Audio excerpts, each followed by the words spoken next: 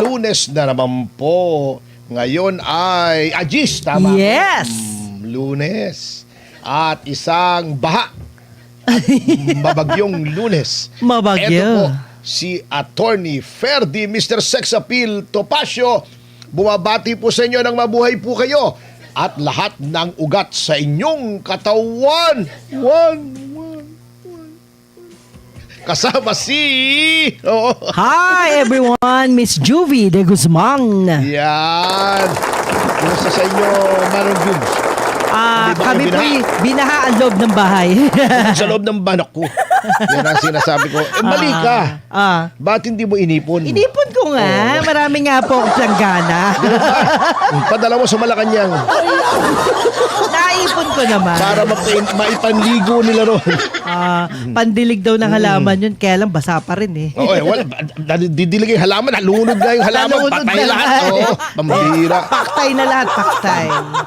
Pambihira. Ayan. Ayan ang sinasabi natin last week, di ba? Yon. Sinasabi natin, kahit anong gawin nyong pag-divert, pagliko ng atensyon ng mga taong bayan, na gagawin yung puro impeachment pagdating ng bagyo, ipapaalala sa ating mga taong bayan ang trilyon na ninakaw nyo dyan sa flood control. O ano nangyari ngayon? Di ba? Walang impeachment dahil sa baha. O, di ba? O, di naalala nyo. Bago puro impeachment kayo. Grabe. At saka ang dami na matayo ng malungkot. Opo. Oo, di ba? Isang rider. Yes. Nahulugan ba ng puno o poste? Ano bang... Sabi, puno. Kaya lang, nung makalipas... Pinagtawanan mo yung nahulugan ng poste. Kayo naman, ang sama ng ugali nito. Hindi po, nagulat lang ako una puno, tapos maya-maya, nagbago, naging halaman. Ano ba talaga? Yun lang naman yun. But anyway... May nalunod, di ba? Opo. Sa La Union. Opo. Yan. Sa Alaminos City. Oh. Merong natabunan sa La Trinidad, Benguet. Yes, totoo po yan. Merong nabagsakan ng mga bato. Grabe, Saan ba? Sa Rodriguez Rizal ba? Napakarami Grabe, po. napakalungkot Maraming po. casualty. Paano kaya nakakatulog ng mahimbing sa gabi yung mga magnanakaw na yan? Alam nila na ang kapalit ng kanilang magagarang sasakyan, mga malalaking mansyon, mga designer bags, designer clothes, Yes. pagbiyahe sa ibang bansa ng first class ay buhay ng ating mga mamamayan. Buhay na nakitil, buhay na nasira dahil naanod yung bahay, naanod yung sasakyan na pinag-ipunan. Habang diba? bahay niyong pagsisisihan yan, Nasira habang ang mga buhay. kasangkapan. O nilikas, magkano tuloy? Ilan? 300,000 plus. Napakarami. Ang apektado, dislocated, nilikas. Yes. At ito ang nawala yung damage sa infrastruktura. Mahigit 100 milyong piso. Oh, grabe. Ang perwisyo sa mga produktong agrikultura. Yes. 3.5 million pesos. Yung mga, pag sinabi natin agrikultura, hindi lamang yung pananim. Pati yung mga fish pond. Opo. Umapaw, nakawala yung mga isda. Pambihira naman, oo. Grabe. Pagkatapos, yun pang mga dam natin, aapaw. O pag nag-release yun, nag-release na ba o hindi pa? Nag-release po yata Pag kahapon nag-release yun, dadagdag yun. Opo. Pero alam nyo, papadagdag ang maganda rito, parehas tayo natupad. Opo. Yung sinabi ng ating Pangulo noong isang SONA na ekta-ektaryang mga lupa ang nagkaroon ng patubig. Yes. At libo-libo pang ektarya magkakaroon ng patubig yan. Yes. Lahat ng mga lupa may patubig. Ayan. Ang hindi ko lang magawa yung maipon. Oo, mahirap ipunin eh. Oo. Milyon-milyong galon yun Paano mo ipunin yun? Mga tirada naman, oo. Kita yung Metro Manila, grabe. Siguro ngayon, makikita nyo na ang ginagawa nilang diversionary tactic. Puro impeachment, wala naman kayong napatunayan. Ano napatunayan nyo? Ibinili ng gamot, yung confidential funds. O at least may nabiling gamot. Eto, trilyon, walang nabili. Either substandard o outright na ghost. Wala. Puro magic. Kaya ganyan Ayan. ang bagyo. Ganyan ang baha. Ayan. Di ba? Yung bagyo, di natin mapipigil. Opo. Yung baha, mapipigil natin. Mm. Kung tama yung proyekto. Alam mo sa Taipei, pag nakita mo yung flood control nila, Opo. sobrang laki. Yung Oh. ibabaw, pwede ka mag-jogging eh. Yung Oh. malalaking tunnel, di ba? Ginagawa Hindi, nila. parang dam, harang. Opo. Pero ang taas, ang laki, at saka ang lapad. Bakit Pilipinas lang hindi makasunod sa ganyan? Nagja-jogging nga sa umaga pagka Opo. walang bagyo. Opo. Yung loob, nadadaanan pa ng motorsiklo, yung mga tunnel. Ayun. Pero, pagka nag-alert na, magkakaroon na ng bagyo, syempre, sasara na yon. Opo. Papaalisin na yung mga tao. Magiging flood control na yon. So, double purpose. Ba't hindi magawa? Sana Trillion magkaroon tayo dito. ng ganyan. At, sa kabila nitong trilyon Opo. na naubos, Mhm. eto yung Blue Ribbon nasa pamumuno ni Erwin Tulfo ay pinigil. Di ba? Pinigil yung investigasyon. Oh. Hindi yung baha. Hindi mapipigil yung baha ng salita lamang ni Erwin Tulfo. Ayan. Kahit anong hamon niya sa baha. Di ba? Kikwelyuhan niya. Oh. Di ba? Walang mangyayari. Baka magiging Hindi mo kayang boxing na. kwelyuhan niya. Grabe, ang tindi ng mga pananakot. Eto ha. Bakit daw ititigil ang flood control investigation ng Senado? Alam nyo, kaya gigil na gigil sila noon na matanggal yan kay Marcoleta kasi papalapit na ng papalapit sa Malacanang yung trail Yun. ng anomalya dyan sa flood control. Yeah. Kaya nag-agawan dyan di ba? Pinalit na nila si Marcoleta. Una, nilagay nila si Lacson. Opo. Yung hindi katanggap-tanggap si Lacson dahil Kengkoy, di ba? Inagaw na ulit. Nilagay si Pia. Vice niya member ata, si Marcoleta. Opo. Nag-agawa na naman. Nilagay si Erwin Tulfo. Okay. Ngayon, natatandaan nyo yung exchange ni Erwin Tulfo at saka ni Boying Remulla. Sometimes it is necessary to bend the law. Yes, blah, sir. blah, blah. Yes, sir.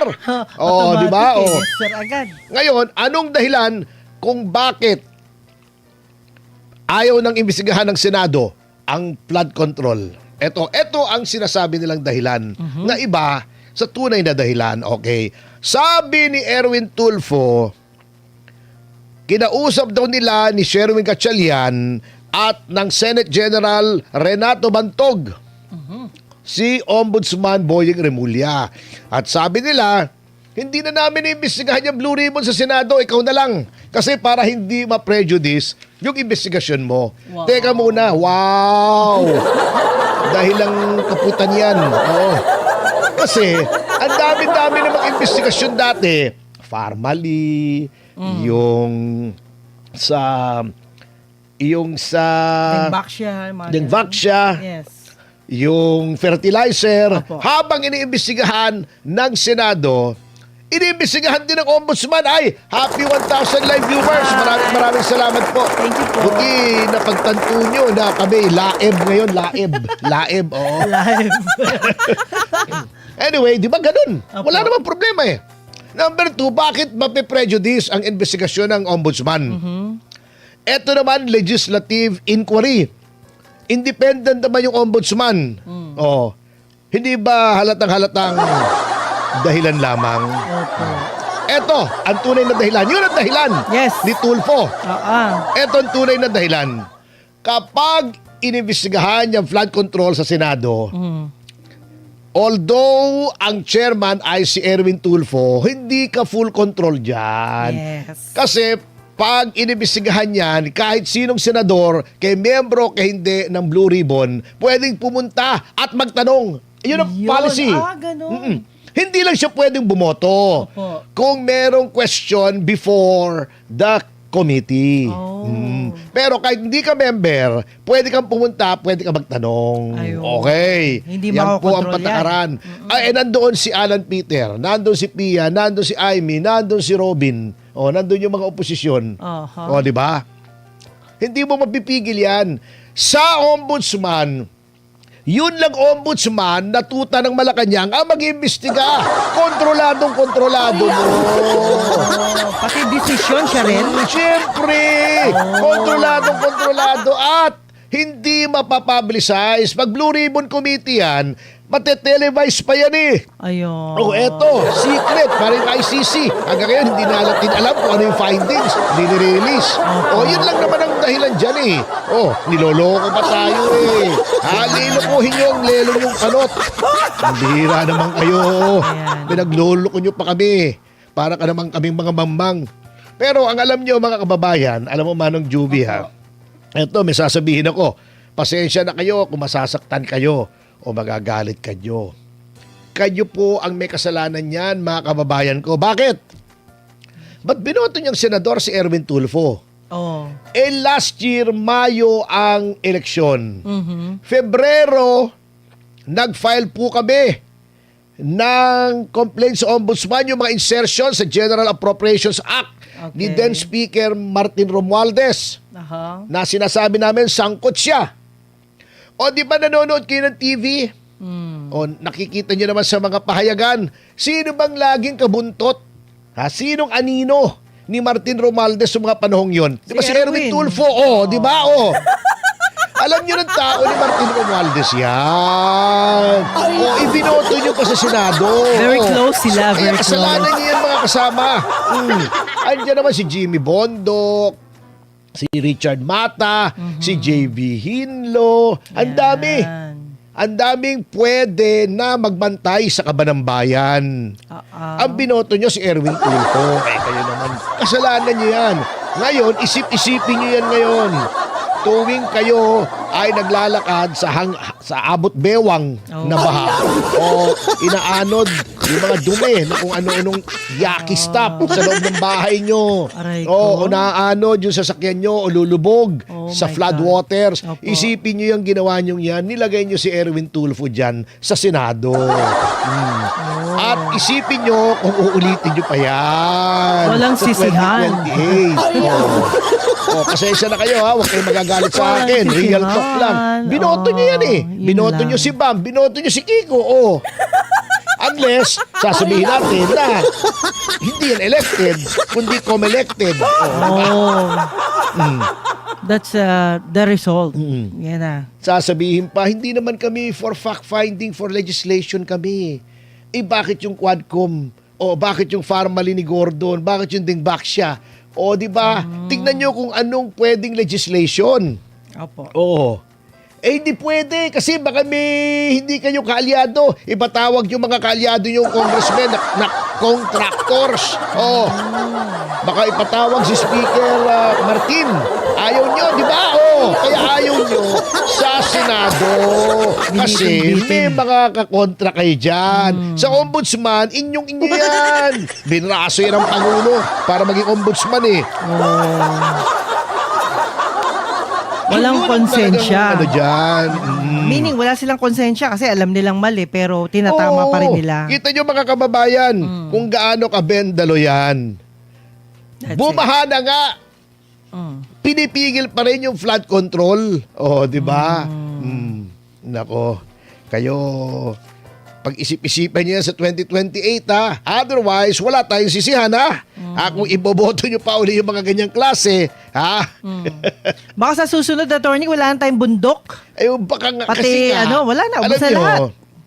yung mga yung mga nagsasakripisyo dyan, pupunta sa Senado, kitang-kita nyo naman, alam nyo, wala naman talaga, kung ikaw ay malinis, wala kang pakinabang sa Senado. Gusto mo lang tumulong, pero ang inilalagay nyo dyan, yung alam nyo na gagamitin yung poder nila para magpayaman, di ba, magpasikat. Alam nyo na kung sino yung mga niyan eh. Kung iboboto nyo pa ulit sa 2028, wala nang may kasalanan niyan kundi kayo. Wala nang pag-asa tayo. Di ba? Hindi nalalaki yung mga bata. Oo nga eh. Kawawa naman. Totoo. Anong inatubag natin ngayon sa gitna ng katakot-takot na mga baha? Impeachment pa rin. Impeachment pa rin. Etong Opo. si Paulo Ortega, na kung saan ang kanyang lugar sa La Union ay lumubog ang lahat ng tao at naging dagat. Pwedeng gawin sa turismo yun beach. Grabe. Di ba? La Union Beach. Machakit. Ortega Beach Resort. Yan. Si Disgrasya. Ortega. Di ba nakita nyo na ang style niyan doon sa Quadcom? Ibinalik nyo di ba?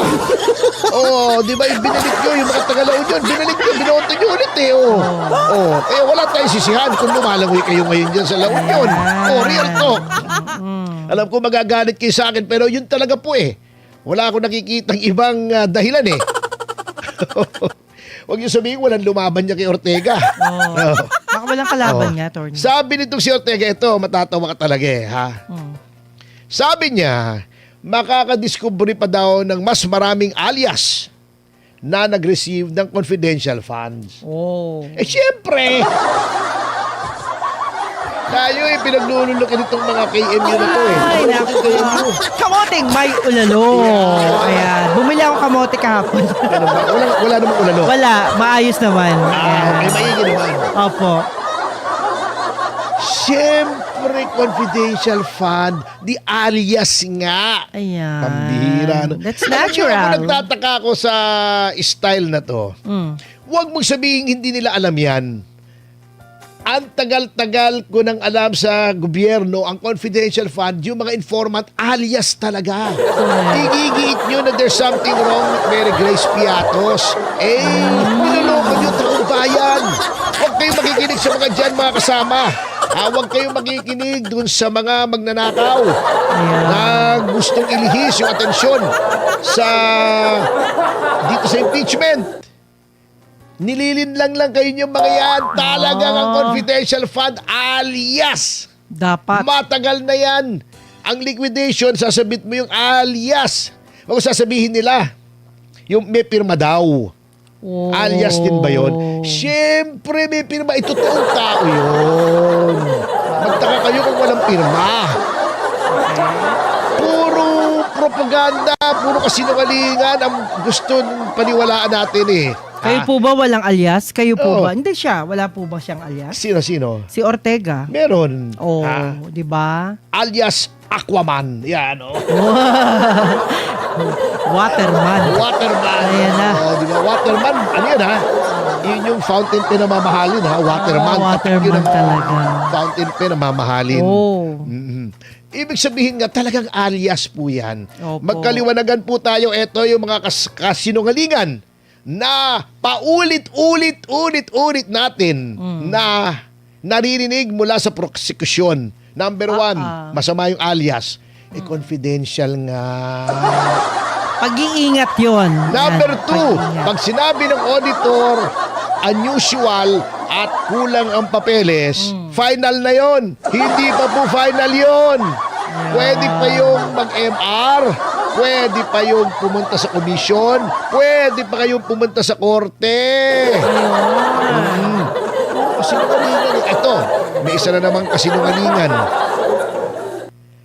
Binatatagal daw ng depensa yung hearing dahil ayaw mag-stipulate. Alam nyo, niloloko nyo na naman ang taong bayan. Bakit mag-stipulate basta-basta ang depensa kung masama para sa kanila? Ganon po talaga ang hearing. Paano yung mga nagsasabing yan? Wala namang experience sa actual hearing. Ang meron lang yan mga yan, hearing aid. Ayan. Ganon po talaga hearing. May papakita ka mga papeles. Ebidensya. Totoo ba ito? Hindi. Libo-libo. Gusto mo sabihin ng kabila, sige, okay na yan. Yung binigay mo papeles. Sira ulo yung abogadong gagawa noon. Walang isip yun. Mga walang isip lang yun. Baka si Larry ka doon, pwedeng gawin yun. Pero yung talagang maayos, Oh my God. hindi pwede yun. Basta sasaksakan mo ko. Ito. Papeles. Aminin mo na genuine yan. Abay, malaki pala ang luwag ng tornilyo mo Ay, KMU bakit ko ka gagawin talaga. yan? Kasi depensa. paano ko madidepensahan kung lahat papayag ka sa sasabihin ng prosekusyon? Siyempre, titignan mo yan. I-check mo yan. Ano ba ito?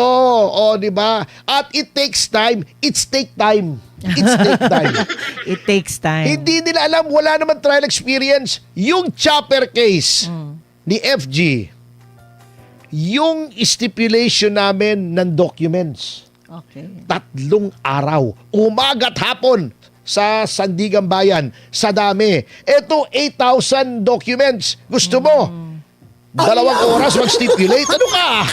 Hindi kasi, attorney, meron yata 3,000 sa isang tingin lang, nabasa lahat eh. Ay, 4,000 pages yun. 4,000. Yung Pangulo. Ayan. Isang araw, nabasa niya, "Oy, happy 2,000 live Ay, viewers." thank you Maraming salamat po. guys. Yan, thank you. Wala kayong alam sa trial. Ganun po talaga ang proseso. Ayan. Bago ko aminin, titignan ko muna. Eh kung libo yan, titignan ko isa-isa yan. Otherwise, hindi ko ginagawa ang trabaho ko bilang defense counsel. Ayun. Opo. Trabahong 33 years na tamad. po akong abogado. Ang dami-dami ko na hinawakang kaso. Bago paulit-ulit sasabihin ito mga ulalo, wala naman na panalong kaso yan eh. Oh. Eto gawin natin Punta kayo sa opisina. Bibigyan ko kayo ng listahan ng napanalo kong kaso. Ayan. Pero, sasalpak ko sa mukha nyo. Huwag yun ang patulan, attorney yan. Inggit lang yun sa'yo. Ay, hindi naman. Ididikit ko ng mighty band sa mukha nila. Inggit lang yun sa'yo. Yung mga tao na inggit, ganyan magsalita eh. Na nakakatawa, paulit-ulit Parang hindi marunong mag-google. Buti pa si Dan Fernandez, marunong mag-google kahit mapano. Di ba? At saka aminado, hindi sinungaling. Yan. Okay? Kaya ngayon na sinasabi ko puro kasinungalingan, puro propaganda. O katulad nitong si Matibag.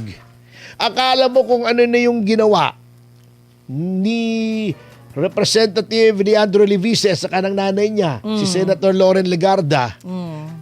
Pinress release pa, I confirm that they have left the country. Ano ngayon? Di ba? Nakalagay sa Nagpaalam naman konstitusyon. di ba?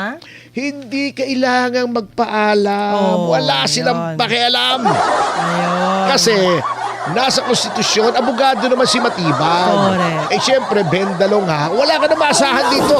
Kay abogado, kay hindi. Talagang wala silang sinusunod kundi opinion nila. At saka yung utos ng kanilang amo. Oo. Kasi mga trained dogs Oo. Pero hindi dapat mamayani ang bendalo. Mga kaibigan, hindi dapat. Kita mo, nakalagay sa konstitusyon na may right to travel. Okay. Ang right to travel, syempre, hindi naman absolute. Wala namang karapatang absolute. Opo. Pero yan ay marirestrict mo lang kung number 1, may hold departure order na inisyu ng korte. Yan. Number 2, kung may warrant of arrest ka, nagpiansa ka. In which case, tuwing babiyahe ka sa abroad, papaalam ka sa korte. Sa korte! Every Hindi time. sa NBI. Walang pakialam ng NBI dyan. Sinabi na yan ng Supreme Court in the landmark case of Arroyo versus Secretary of Justice. Yan ang petitioner dyan si dating Pangulong Gloria Macapagal Arroyo. Nag-issue ng hold departure order yung Secretary of Justice, pangalan nito, si De Lima. Oo. Kalimutan mo na yung Sabi favorite ng mo. Supreme Court, sobrang ganda. Pag naaalala ko yung mukha, nakakalimutan ko yung pangalan Oo. Okay. Sabi ng Supreme Court, ang mga executive departments hindi pwede mag-issue ng HDO. Ano lamang, yung hukuman lamang. Ayun. Nag-agree yung Supreme Court doon sa petitioner kay Mrs. Arroyo kasi nga, malakas daw ang sex appeal ng abogado ni Mrs. Arroyo. Yun lang. Sa harap ng Korte Yun Suprema. lang. Natay laban dun. Ang gandang lalaki ng abogado. Wow! Sabi nila. Yun lang. Sabi nila, wow, yummy. Yummy, yummy. Ba yan? Allah. Merebestes. So, wala pong problema yan. No big deal. Ayun. Pinalalabas nila parang tumatakas. Oo nga. Bago sasabihin pa ni Boying Remulla, baka gusto nilang umuwi ng nakaposas. Bakit mo papauwi ng nakaposas? Bakit? Mr. Matibag, wala pong kaso. Walang hold departure order. Wala ni ano. Kaya yung right to travel nila, hindi nyo pwedeng sitahin. Papansin ka Tama na, ang dami ng butong hinahagi sa'yo nung amo mo sa Malacanang. Oo. Ang dami-dami mo nang natikmang buto eh. Buto! Buto! Ayan, baka magkamali. Buta eh. Ayan. Diba? Tapos si Boying, grabing sobrang yabang. Alam mo, may kaibigan ako, psychologist, best friend ko. Opo. Sabi niya, pag ganun daw kayabang, nag-overcompensate. Oh. May kino-compensate siyang kakulangan. Ayun. Baka meron daw parting katawan na hindi na tumitigas. Aray ko. Hindi, muscle! Muscle! Baka hindi na tinitigas yung muscle. Kaya, dinadaan na lamang sa yabang. Oo, ganun daw yun yung psychology noon eh.